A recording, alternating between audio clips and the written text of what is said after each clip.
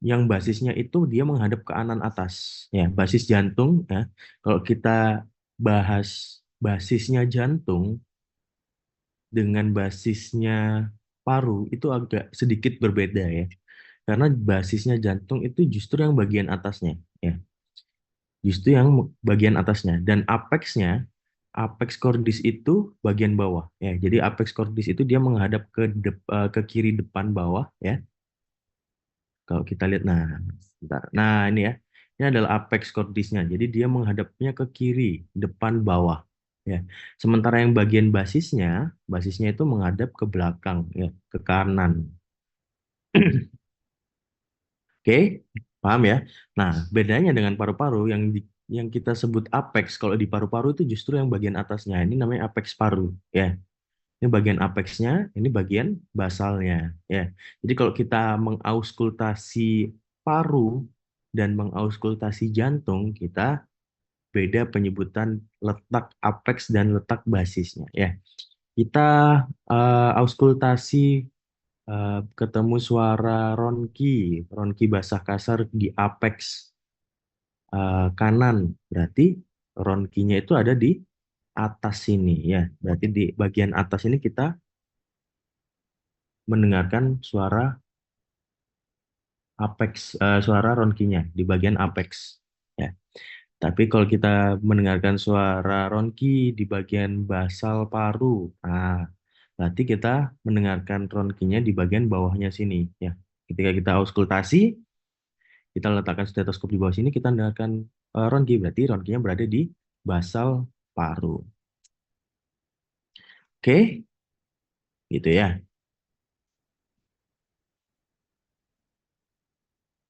Nah, ini ya. Jadi kurang lebih saat lahir itu beratnya sekitar 24 gram ya. Jadi perbandingannya itu kurang lebih kalau total berat bayi itu kurang lebih antara 2.500 ya sampai 3.000, bahkan ada yang 4.000 gram ya. Tapi berat jantungnya 24 gram ya. Nah, seiring bertambahnya dewasa ya, itu bagi otot jantung kita juga ikut membesar ya. Karena dia juga ber untuk berkembang ya, untuk mensuplai kebutuhan oksigen di tubuh kita ya. Nah, kalau di bagian toraks ya, kalau di bagian toraks, jantung itu letaknya ada di bagian mediastinum medius ya maksudnya ya. Dia letak di rongga toraks itu sekitar garis tengah antara sternum di sebelah anterior vertebra. Bentar dulu ya. Bentar, bentar. Lagi ya. Oke, jadi letaknya jantung itu ada di mediastinum ya, tepatnya di mediastinum bagian medius. Mediastinum kan ada mediastinum anterior ya, ini mediastinum anterior di depannya jantung, kemudian mediastinum medius itu ya isinya jantungnya dia. Kemudian di belakangnya jantung itu mediastinum posterior ya.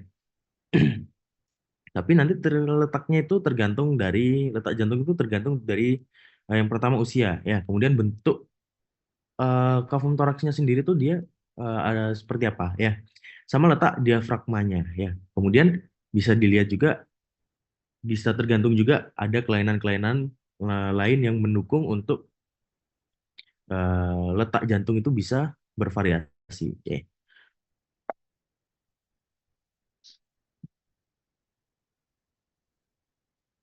Nah ya, jadi kalau kita lihat batasnya jantung ya, batas kanannya jantung ya ini atrium kanan, atrium dextra.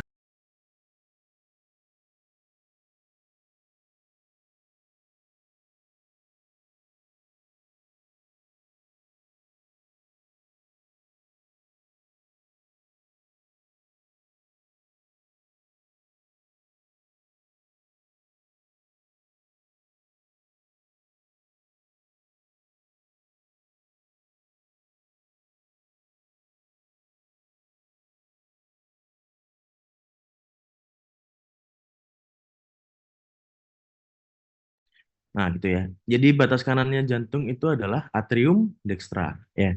Batas kirinya, batas kirinya itu aurikulanya sini, auricula sinistra, ya. Jadi Jantung itu di sebelahnya atrium itu dia punya auricula namanya ya.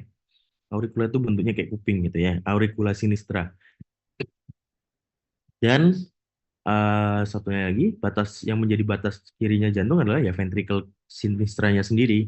Ya, ini ventricle sinistra menjadi batas kiri dari jantung. Ya, batas bawahnya. Nah ini, jadi kalau jantung yang paling bawah itu bisa terlihat bisa ya, yang struktur yang ada adalah ventricle dextra. Ya, ini ventricle dextra. Kemudian untuk batas apexnya adalah ventricle sinistranya. Ya, jadi saya ulangi sekali lagi. Jadi batas kanan jantung adalah atrium dextranya, sementara batas kirinya adalah auricula sinistra dan ventricle-nya. Ini ventricle ya. Ini sulcus interventricularis ya yang memisahkan antara ventricle kanan dan ventricle kiri ya. Kemudian yang menjadi apexnya adalah ventricle sinistra. Nah, ini kalau kita lihat di gambaran radiologi, gambaran foto ronsen toraksnya, ya, kita bisa lihat anatomi jantung secara sekilas, secara dua dimensi ya. Kita lihat batas kanannya sini adalah atriumnya. Ini atrium atrium dextra yang bagian atas ini ya. Kemudian yang dekat diafragma, ini kadang kalau misalkan diafragmanya agak turun ya, biasanya karena hiperaerasi paru, karena PPOK ataupun karena asma yang kronik, dia diafragmanya agak ke bawah jadi bisa kelihatan yang ventricle kanannya ya. Nah, bagian apexnya ini ya, bagian apex yang menghadap kemana tadi? Bagian apex yang menghadap ke kiri bawah, ya, kiri depan bawah, ya. Itu bisa itu bisa menunjukkan gambaran ventricle sinistranya ya. Ini yang melengkung di sebelah kanan, ya. Sebelah kanan ini adalah vena cava ya, vena cava superior. Nanti dia masuk ke dalam trium kanan kan. Nah, kemudian dari ventricle kiri dia masuk ke aorta. Nih, ini adalah gambaran aortanya. Nah, jadi ketika ketika darah itu keluar dari ventricle kiri, dia akan masuk ke aorta ya. Nanti aortanya melengkung. Nah, lengkungan aortanya ini kelihatan di gambaran radiologisnya. Bisa terlihat pelengkungan gini ya. Ada yang melengkung di atas ini adalah arcus aortanya. Ya. Nah, kalau kita lihat dari foto lateral, ya, foto lateralnya itu biasanya kita sulit membedakan ya bentuk gambaran jantungnya ya. Kalau dari lateral, biasanya kita hanya mengira-ngira saja ini ventricle dextra dan atrium sinistranya. Ya.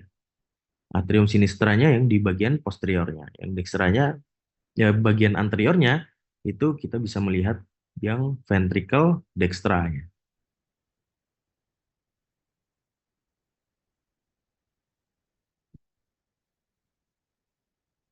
Nah ini ya.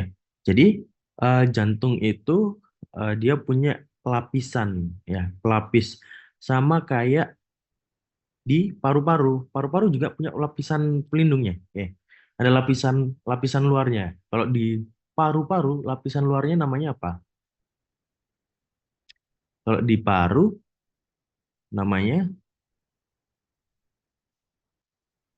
pleura ya. Kalau di paru namanya pleura. Kalau di jantung namanya perikardium ya. Ini perikardium. Perikardium dia punya beberapa lapisan. Ada dua lapisan juga ya. Ada lapisan parietal ya. Dia yang menempel pada dinding toraks di mediastinum ya. Kalau yang perikardium yang visceral itu yang dia nempel pada otot jantungnya ya. Ingat, yang parietal dia nempel di dinding toraks di bagian paling luar. Kalau yang visceralnya dia nempel sama otot jantung, ya, nempel sama organnya. Nah, di antara parietal, ya, perikardium yang parietal dan perikardium yang visceral itu dia punya space sebetulnya. Jadi ada ruang di antara perikardium, ya, namanya pericardial cavity, cavum pericardium, ya. Isinya apa? Isinya adalah cairan ya. Jadi sebetulnya di bagian eh, di antara perikardium parietal dan visceral itu punya space yang diisi oleh cairan namanya pericardial fluid.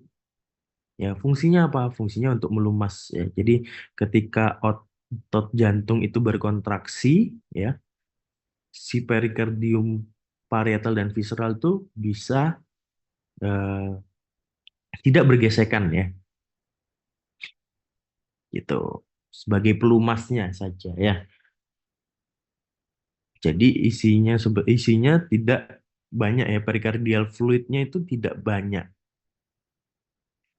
Tapi ada kondisi di mana si kafum perikardialnya ini, perikardial cavity-nya ini terisi oleh air ataupun darah yang sangat banyak.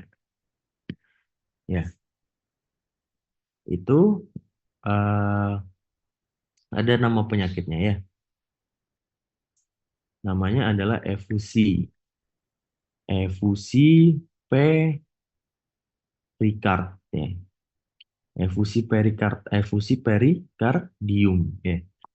Jadi efusi perikardium itu di sini di antara perikardium yang parietal dan visceral itu terisi air yang banyak sehingga dia nanti bisa mengganggu kontraksi jantung. Bahkan dia bisa menekan jantung sampai jantungnya berhenti berdetak ya. Karena ada hambatan yang disebabkan oleh efusi di perikardiumnya. Ya.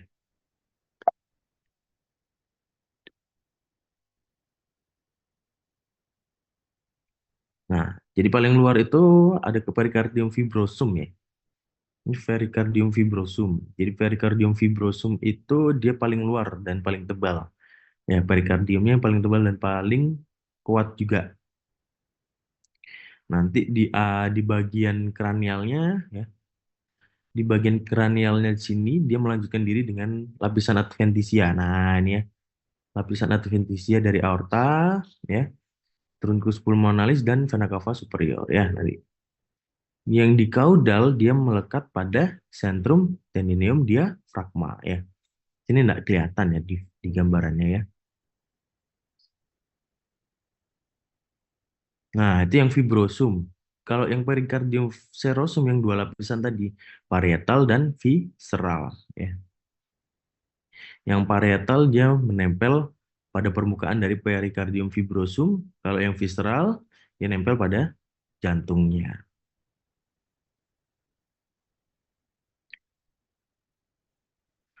Nah, itu tadi lapisan dari perikardnya. Kalau jantungnya sendiri, otot jantung itu juga punya tiga lapisan. Ya, ada epikard, miokard, dan endokardium. Epikardium yang lapisan tipis membatasi antara ruang-ruang jantung. Nih, epikardiumnya, bagian outer layernya, bagian surface. Miokardium di bawahnya epikardium, ya isinya adalah otot-otot jantung. Endokardiumnya, ya, yang lapisan paling dalamnya. Ya, jadi kalau kita bilang miokardium itu berarti isinya adalah otot-otot jantung. Ya, makanya ada penyakit yang namanya miokard infarct ya, atau serangan jantung ya. Serangan jantung itu bisa menyebabkan yang namanya myocard infarct ya. Ada eh, ST elevation myocard infarct ya. Kemudian ada NSTEMI non ST elevation myocard infarct ya. Itu tandanya otot-otot jantungnya itu sudah mati, sudah infark ya. Infark itu sudah mati ya. Jadi kalau otot-otot jantungnya mati, dia tidak bisa berkontraksi ya. Makanya orang dengan serangan jantung bisa mati mendadak ya. Nah, vaskularisasinya sendiri. Nah, sekarang kita bicara vaskularisasi dari perikardiumnya dulu ya. Kalau seluruh perikardium itu ya, ya dia itu dipersarafi oleh perikardiofrenik. Mana tadi? Ini ya, pericardiofrenicus. Nah, pericardiofrenica ya. Jadi Jadi ini ya, ini adalah perikardiofrenika. Dia yang memvaskularisasi bagian perikardium. Ya,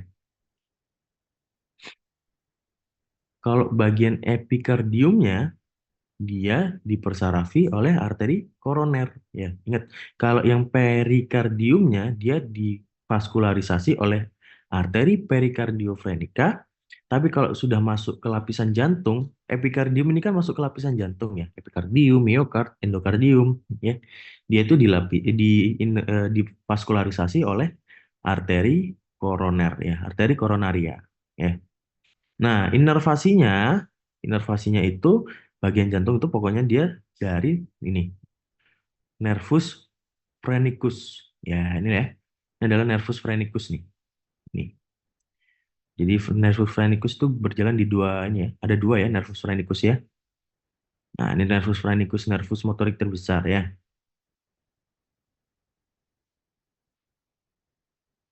Kemudian untuk yang epikardiumnya itu dia mendapat dari cabang plexus koroner ya. Dia serat vasomotor dan sensoriknya cabang dari plexus coronarius. Hampir sama dengan jantung ya. Ini tadi sudah kita bahas permukaan jantung ya. Permukaan jantung itu pertama dari apex cordis, ini apex cordisnya ya. Ujung dari ventricle sinistra.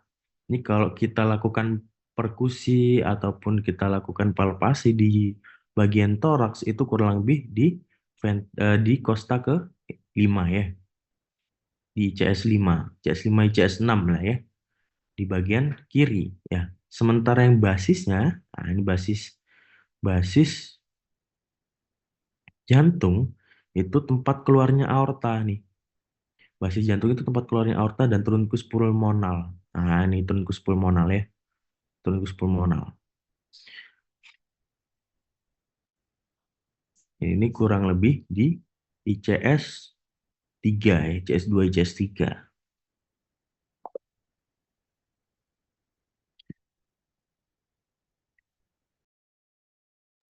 Ini permukaan jantung fasies anterior. Fasies anterior dari jantung ya, bagian permukaan jantung yang terletak menghadap ke sternum dan costa. Ini fasies anterior. Fasies itu yang menghadap ya, yang menghadap ke anterior, berarti menghadap ke depan ya.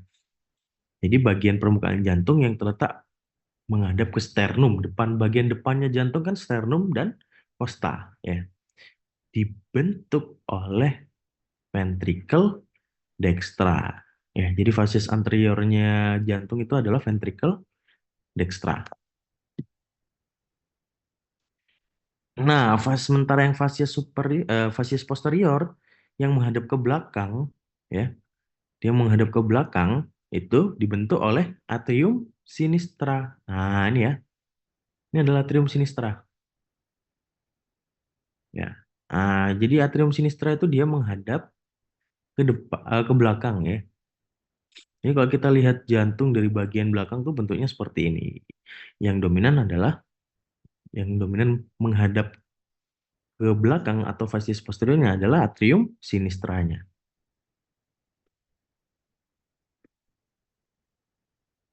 Facies inferiornya berarti apa? Yang menghadap facies facies inferior berarti yang menghadap ke bawah. Bagian jantung yang paling bawah tadi apa? Ventricle sinistra. Ya, jadi facies inferior itu dia yang menghadap ke diafragma ya, karena dia bawahnya jantung kan diafragma ya. Dia dibentuk oleh ventricle sinistra. Ya. Kemudian ada sulcus coronarius. Sulcus coronarius yaitu sulcus itu sebetulnya seperti apa ya? Cekungan gitu ya, cekungan yang berjalan melingkari jantung ya.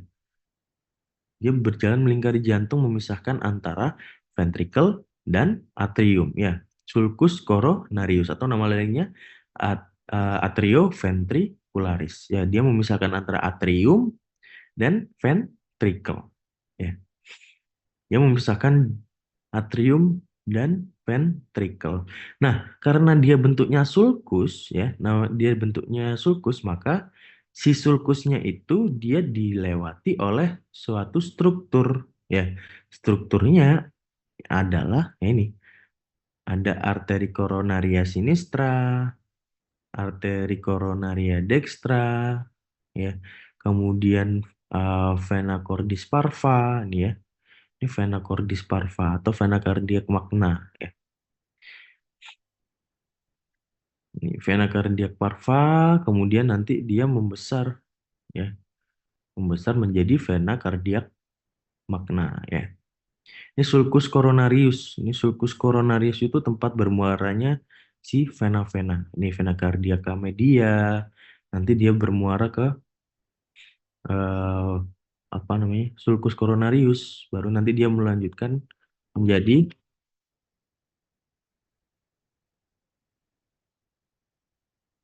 vena cardiac magna, ya. Dia dilalui oleh ramus circumflexus arteri coronaria sinistra, coronaria dextra, sinus coronarius dan vena cordis parva. Oke.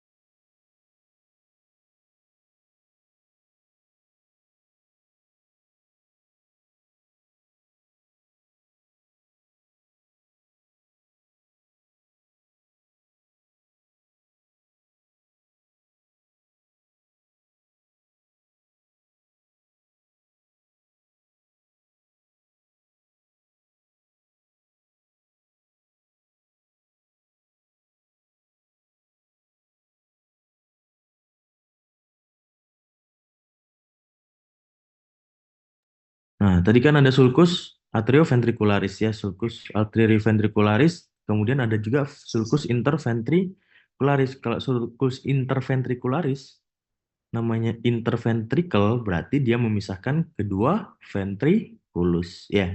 Ventricle sinistra dan ventricle dextra.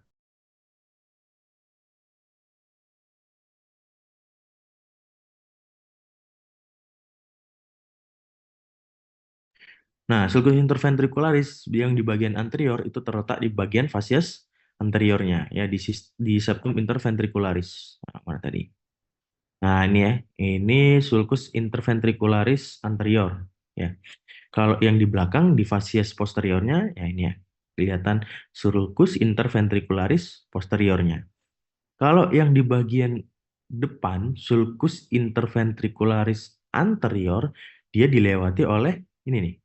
Ada ramus interventricularis anterior dari arteri koronaria sinistra. Ini cabang kecilnya dari arteri koroner, ya. Kemudian venanya dilihat dilewati oleh vena cardiac magna, ya. Yang di bagian belakang, yang di bagian sulcus interventricularis posterior, dia dilewati oleh ramus interventricularis posterior arteri koronaria dextra, ya. Sama venanya vena cardiaca media, ya. Nih bedanya, ingat ya, kalau yang di bagian anterior, ya, arterinya itu dari arteri koronaria sinistra. Tapi kalau yang di bagian posterior itu dia dilewati cabang dari arteri koronaria dextra. Ya, oke?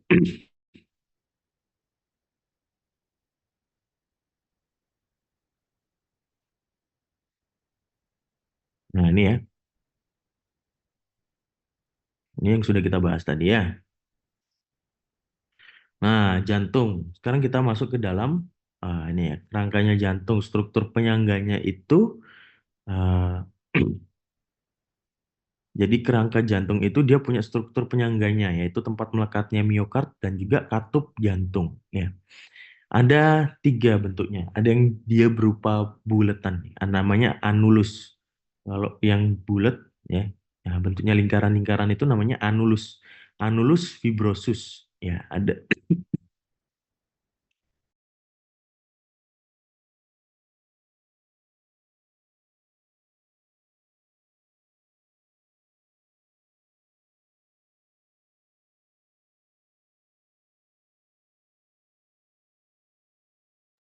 Oke, anulus fibrosus dia punya dua pasang cincin jaringan ikat. Ya, tempat meletaknya di sabut-sabut otot jantung dan juga di katup. Ya.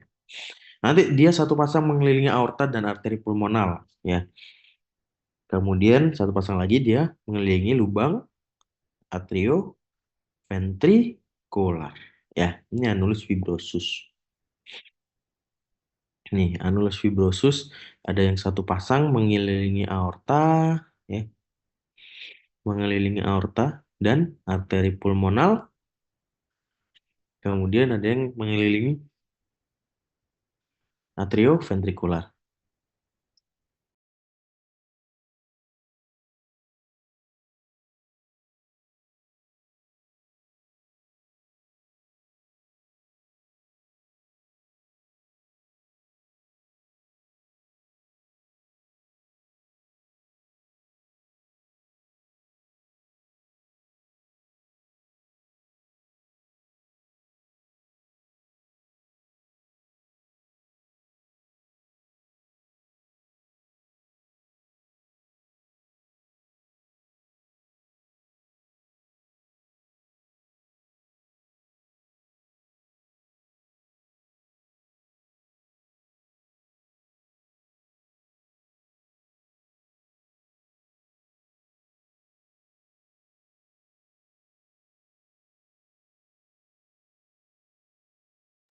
Kemudian ada trigonofibrosa, yaitu jaringan ikat padat. Jadi trigonofibrosa itu adalah jaringan ikat padat di antara dua pasang anulus fibrosus. Ya. Kemudian ada septum membranacea. Ya. Nah, ini adalah septum membranacea. Septum membranacea. Jadi septum itu terdapat pada septum interventricularis bagian atas. Ini septum membranaceanya. Ya. Nah, katup jantung sendiri. Jadi katup jantung sendiri itu ada katup trikuspid dan katup bikuspid. Nah, ini ya. Jadi dia punya ada yang katupnya itu dia punya ada yang bentuknya itu dua katup, ada yang punya tiga katup ya. Nah, eh, yang katup bikuspid ya, dia punya kuspis anterior sama kuspis eh, kuspis anterior sama kuspis posterior ya. Sementara yang katup tricuspid itu selain dia punya kuspis posterior dan anterior, dia punya kuspis septalis. Ya, jadi dia yang menghadap ke septum ya. Nah, nih, jadi katup yang pertama ada katup atrioventrikular ya, atau atrioventricular valve. Jadi dia memisahkan atau dia sebagai tempat sebagai katup yang memisahkan antara atrium dan ventricle ya. Kemudian ada juga katup semilunar ya. Ada semilunar valve atau katup semilunar ya. Katup semilunar itu dia terdapat di katup pulmonal dan katup aorta ya. Jadi katup aorta itu memisahkan antara ventrikel kiri dengan aorta. Kemudian kalau katup pulmonal berarti yang ventrikel kanan dengan arteri pulmonalis. Ya.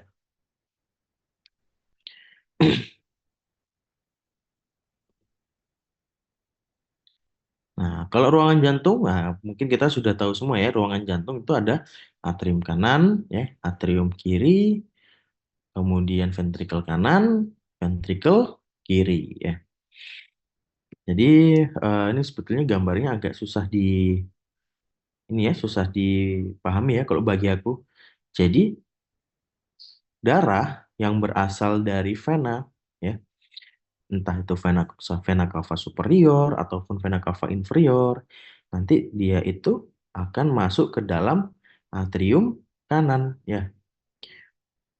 Jadi darah-darah yang kotor atau darah-darah deoksigenasi yang tidak banyak mengandung oksigen, dia itu masuk ke dalam atrium dextra dulu. Kemudian melalui katup atrioventrikular ya, katup bikuspid, kemudian dia masuk ke dalam ventricle dextra. Ya. Dia masuk ke dalam ventricle dextra. Dari ventricle dextra, dia dialirkan lagi ke pulmo melalui arteri pulmonalis. Ya, jadi arteri pulmonalis itu satu-satunya arteri yang membawa darah kotor. Ya, artinya dia membawa darah yang sedikit oksigennya. Ya. Nah, setelah dari arteri pulmonal, ya dia melewat dari ventrikel kanan masuk ke arteri pulmonal itu dia melalui katup apa namanya? Katup pulmonal, ya. Baru nanti dia masuk ke pulmo, ya masuk ke paru-paru, mengalami difusi, ya. Kemudian eh, kemudian nanti darahnya akan teroksigenasi. Ya, jadi darahnya setelah melalui paru dia akan lebih banyak kandungan oksigennya, ya. Darah yang teroksigenasi. Nah, darah yang dari paru dibalikkan ke jantung itu dia melalui vena pulmonal, ya. Jadi vena pulmonal itu satu-satunya vena yang banyak mengandung oksigennya, ya. Dari vena pulmonal dia masuk ke dalam atrium sinistra dulu, ya. Dia masuk ke dalam atrium sinistra, ya. Kemudian masuk lagi ke ventricle sinistra melalui katup juga namanya katup tricuspid, ya. Kemudian setelah dari ventricle sinistra dia dialirkan ke seluruh tubuh melalui aorta, ya. Di aorta itu sudah membawa darah yang bersih, darah yang sudah teroksigenasi, ya. Nah, ini ya. Nah, ini vena cava. Ya, ini vena cava. Dia masuk ke atrium dextra, ya. Kemudian dia melalui katup bicuspid, ya masuk ke dalam ventricle, ya dari ventricle kanan masuk ke dalam pulmo melalui arteri pulmonalis, ya dia melewati katup pulmonal, kemudian balik lagi melalui vena pulmonal, ini vena pulmonal ya, masuk ke dalam atrium sinistra, ya kemudian turun lagi ke ventricle kiri melalui katup tricuspid, ya baru setelah dari ventricle kiri dialirkan ke seluruh tubuh melalui aorta, ya ini aorta nih, ini ada katupnya aorta, ya.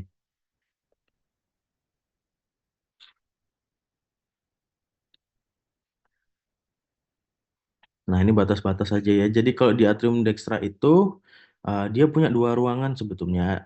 Ada sinus venerum dan auricula dextra. Ya, ini adalah yang ini adalah auriculanya, auricula dextranya. Isinya adalah musculus pectinati ini. Jadi dindingnya adalah dindingnya, dinding dari auriculanya ini namanya musculus pectinati ini yang bentuknya garis-garis, ya. Sama ada ruangan eh, sinus venerum namanya ya. Nah, ini ada fossa ovalis. Ya, fossa ovalis itu dia terbentuk. Jadi kalau secara anatomi nanti kita praktikum anatomi, ya kita membedakan atrium kanan dan atrium kiri itu kita lihat aja fossa ovalisnya. Ya, jadi kalau kita lihat fossa ovalis, ya berarti dia yang atrium kanan. Ya,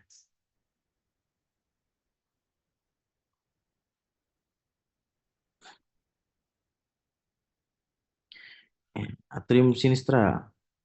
Nah, ini atrium sinistra ya. Dia dipisah. Jadi atrium sinistra dan atrium dextra itu dia dipisahkan oleh septum juga. Septum interatrial ya, yang memisahkan antara atrium dextra dan atrium sinistra. Ya, nanti kalau yang memisahkan antara ventricle namanya atrium interventricular ya. Jadi dia memisahkan antara ventricle kanan dan ventricle kiri. Nah, ini ya. Jadi ventricle kanan dindingnya pasti lebih tebal daripada atrium ya.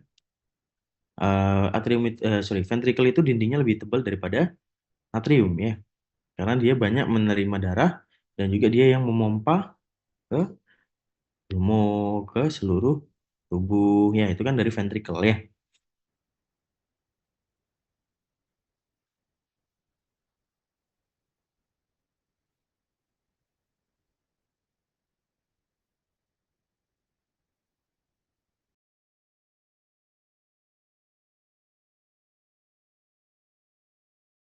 Nah, eh, di dalamnya ventricle, ventricle proprius dextra, itu kita bisa melihat beberapa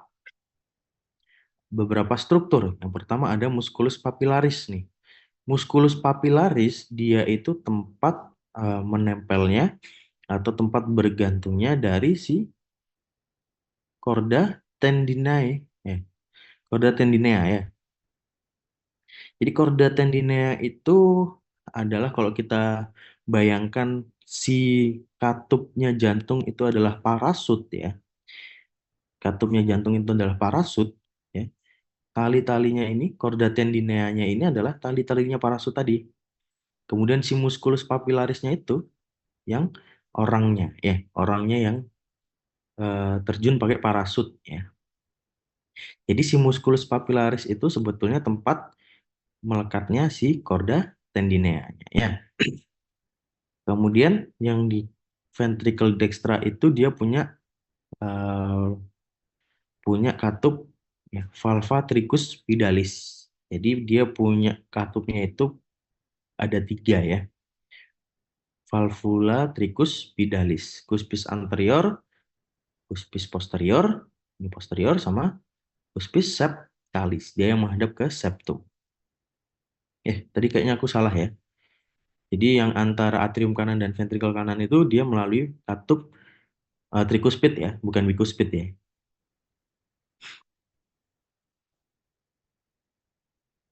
Oke, nanti jangan bingung ya kalau ketemu musculus papillaris, kemudian chorda tendinea, sama falsafah tricuspid yang punya tiga cuspis itu ya. Jadi ingat struktur ini ya. Ventricle sinistra, nah ventricle sinistra itu dindingnya tiga kali lebih tebal daripada ventricle dextra. Ya, kenapa begitu? Karena dia eh, untuk mengalirkan darah dari jantung ke seluruh tubuh, ke pembuluh darah yang dari untuk seluruh tubuh, itu tekanannya lebih besar daripada mengalirkan dari jantung ke pulmonal ya. Makanya otot jantungnya dia lebih besar ya. Karena bebannya juga lebih besar. Nah, ini ya, di ventricle sinistra itu dia punya katup, katupnya dua kuspis ya. Katupnya dua kuspis, kuspis anterior sama kuspis posterior ya. Ini sama dia punya chorda tendinea dan musculus papillarisnya ya. Musculus papillaris yang tempat melekatnya chorda tendinea ya.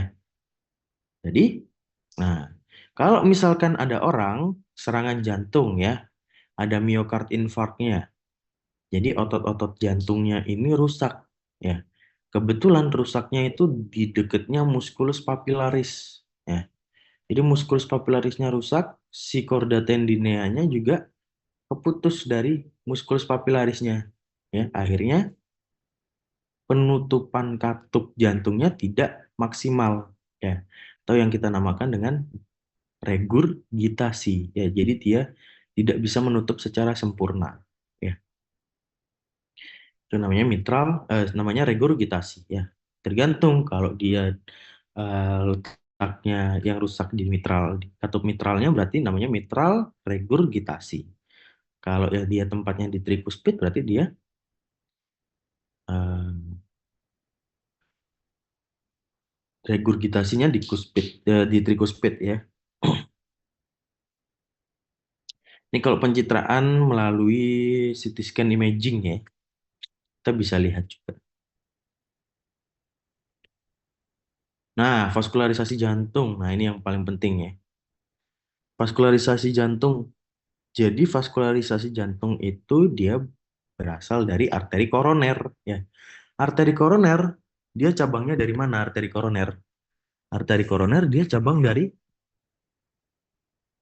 aorta langsung ya. Jadi ada aorta, dia bercabang menjadi arteri koronaria sinistra ya. Ada yang jadi arteri koronaria dextra ya.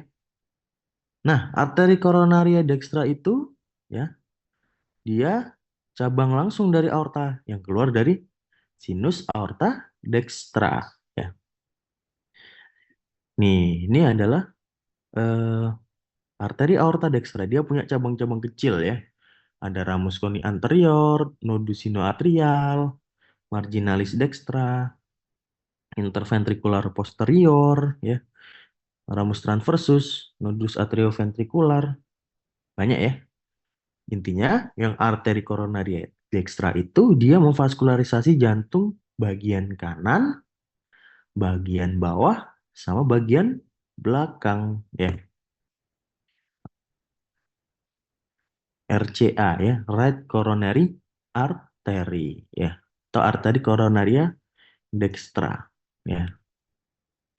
Nah, yang arteri koronaria sinistra atau LCA, left coronary artery, itu sama juga dia cabang langsung dari aorta, keluarnya dari sinus aorta sinistra ya. Nanti dia berjalan di antara arteri pulmonal ya dan auricula sinistra. Nih, sini. Ini arteri pulmonal, ya, dia berjalan di antaranya arteri pulmonal dan auricula sinistra ya. Nanti dia bercabang lagi. Ya. Jadi si arteri koronaria sinistra ini dia punya cabang besar.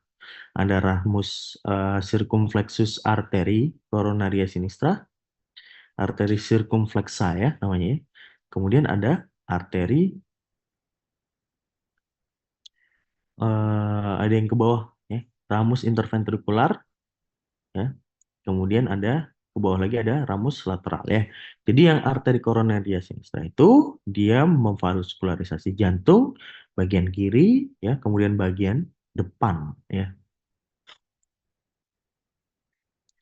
Nah, dia punya cabang interventricularis anterior, arteri circumflexa ya, ramus di nodus sinoatrial dan nodus sinoatrio nodus atrioventricular ya. Di arteri ini sifatnya nutritif ya. Apa yang dimaksud dengan sifatnya nutritif? Jadi, vaskularisasi ini sifatnya adalah untuk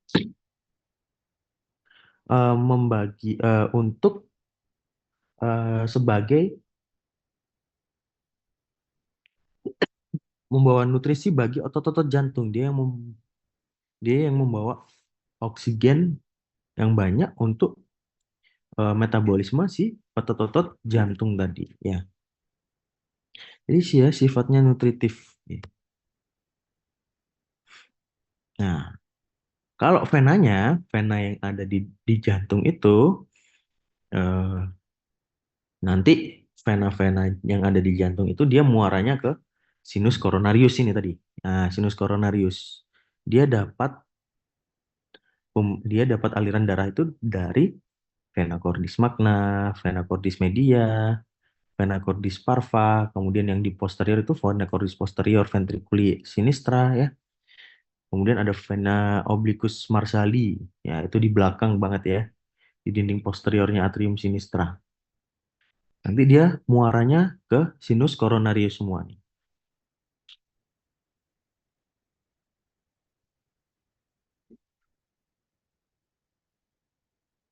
Nah, nanti si vena-venanya ini ada yang dia itu langsung masuk ke atrium, ya.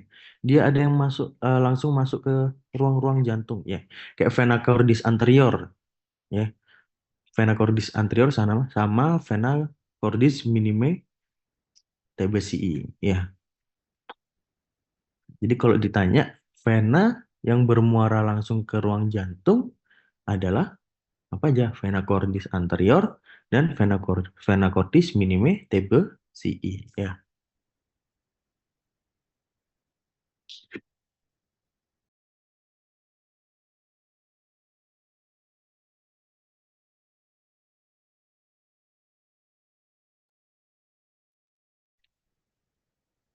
Nah, ini sistem konduksi jantung atau penghantaran rangsangan yang mengakibatkan otot jantung kita itu bisa berkontraksi. Ya, jadi eh, otot jantung kita bisa berkontraksi itu karena adanya penghantaran rangsangan ke otot-otot jantung. Ya, ada penghantaran listrik ya dari jantung ya untuk otot-otot jantung untuk bisa mereka berkontraksi. Ya, otot Impuls yang pertama itu dari S anode, ya, dari S anode atau nodus sinoatrial, ya. Letaknya S anode itu dia ada di atrium kanan, ya. Lebih tepatnya di dinding vena cava superior yang berbatasan langsung dengan atrium dextra, ya. Ingat, S anode itu ada di atrium dextra, ya. Dia itu fungsinya sebagai pacemakernya jantung, ya. Jadi untuk pacunya jantung, dia yang menyebabkan, dia yang menghasilkan impuls listriknya jantung, ya. Namanya pacemaker. Ada di S anode. Ketika dia menghasilkan impuls listrik, nanti dia disalurkan, ya, disalurkan ke eh, ya, disalurkan ke AV node, ya. Ini S anode nih. Ini S anode, nanti dia menghasilkan impuls listrik, dia dialirkan, ya, melalui dinding-dinding atrium, ya. Nanti dia masuk ke dalam AV node, dari AV node dialirkan lagi ke eh, ini, ya, ada bundle branch-nya, ya. Ada right bundle branch, ada left bundle branch, ya.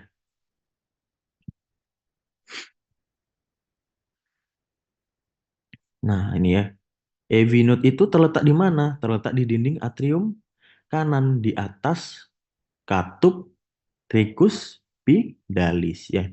Jadi ingat, SA node sama AV node itu dia terletak di atrium kanan. Cuman bedanya yang SA node dia terletak di perbatasan antara vena cava superior dengan eh, apa, dengan dinding atrium dextra, sementara yang AV node dia terletak di tempat perlekatan antara katup tricuspid, ya. Nah, nih, kalau ke atas dia berhubungan dengan sabut-sabut otot atrium, nanti ke bawah dia berhubungan dengan AV bundles atau berkas His. Kemudian nanti dia bercabang dua, ya. Sebagai sabut-sabut Purkinje disebarkan ke ventrikel kanan dan ventrikel kiri. Nah, kurang lebih seperti ini, ya. Dari SA node nanti dia dialirkan melalui dinding-dinding atrium ke AV node, ya. Dari AV node disalurkan lagi ke bundle of His, ya. Baru nanti dia bercabang menjadi left bundle branch dan right bundle branch, ya. Baru ke Purkinje fibers, ya.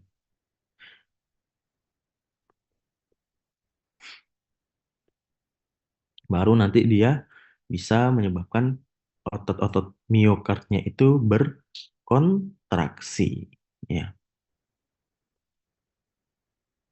Nah, ini tadi, ya, inervasinya jantung itu dari nervus vagus.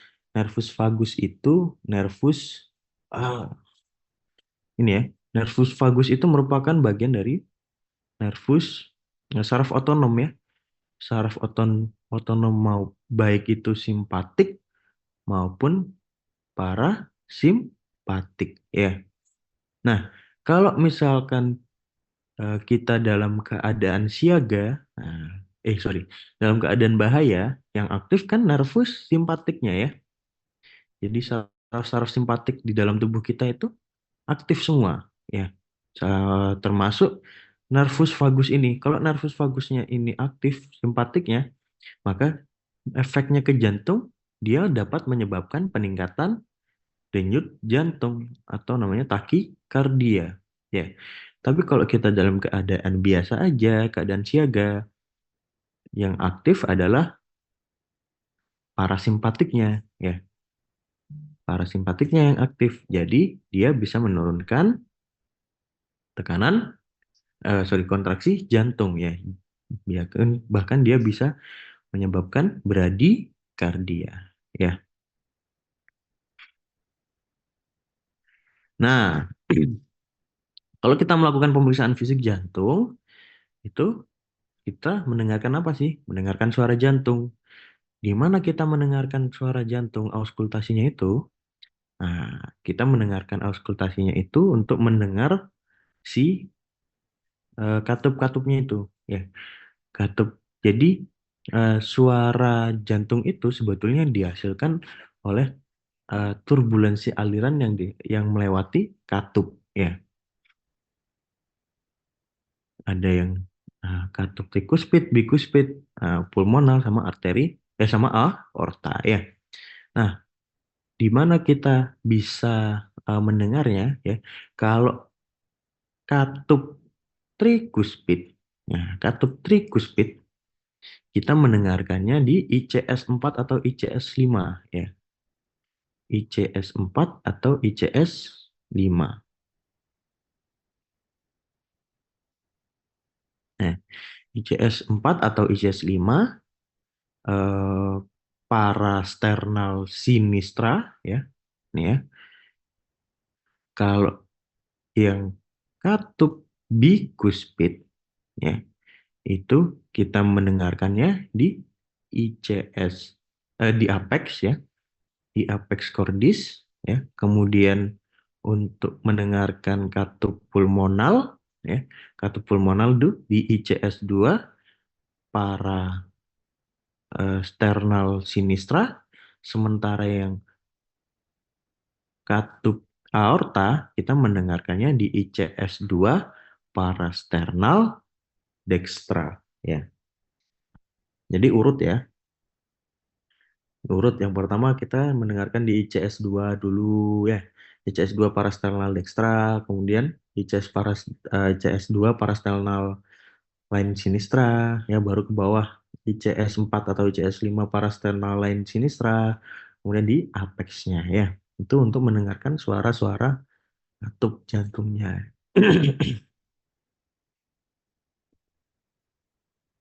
Nah, ini aliran sirkulasi pembuluh darah. Ada ada sirkulasi pulmonal, ada sirkulasi sistemik, ya.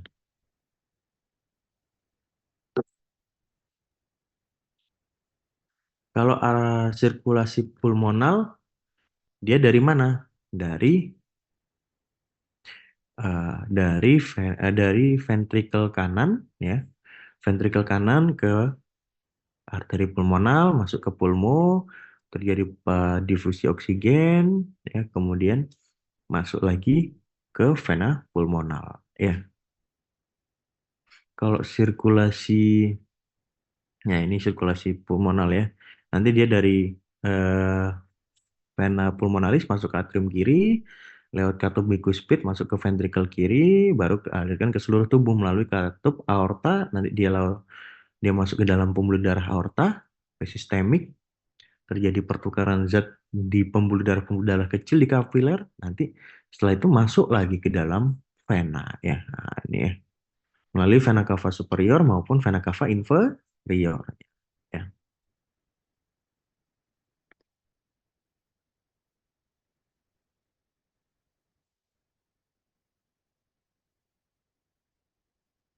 And the left ventricle, from the lungs to the left atrium of the heart by means of the pulmonary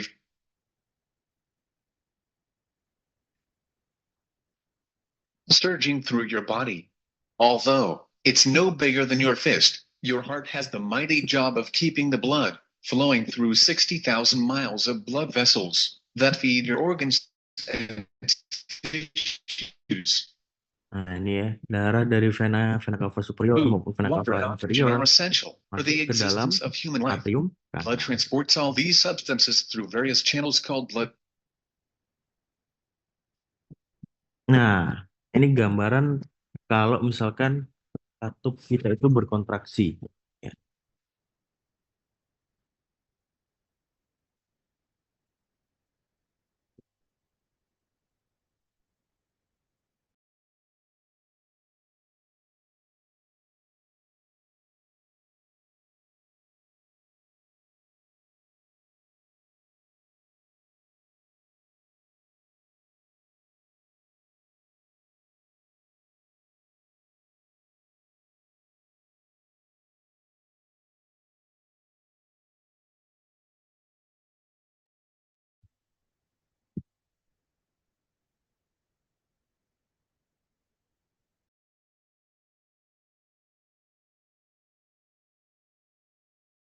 Oke, sudah selesai ternyata. Ada yang mau didiskusikan, guys? Anatomi jantung dan pembuluh darah.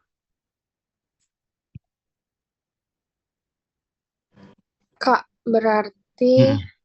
kan ada darah yang teroksidasikan. Mm-mm. Itu berarti dia ditukar jadi oksigennya di Dia di pulmo, ya. Jadi pulmo. dari darah yang tidak yang mengandung sedikit oksigen, nah darah yang Mm-mm. mengandung sedikit oksigen, dia nanti masuk ke dalam paru-paru dulu. Hmm, Ini di paru-paru, tepatnya di alveoli, dia mengalami pertukaran oksigen. Ya. Jadi oksigen yang kita hirup itu ya masuk ke dalam alveoli, nanti dia ber eh, masuk ke dalam pembuluh darah, sementara darah yang banyak mengandung CO2 tadi yang melalui arteri pulmonal itu juga masuk ke dalam paru-paru nanti CO2-nya untuk dibuang melalui proses ekspirasi. oke. Gitu. Oke, Terima kasih, Kak. sama-sama. Ada lagi yang mau didiskusikan? Ada yang bingung?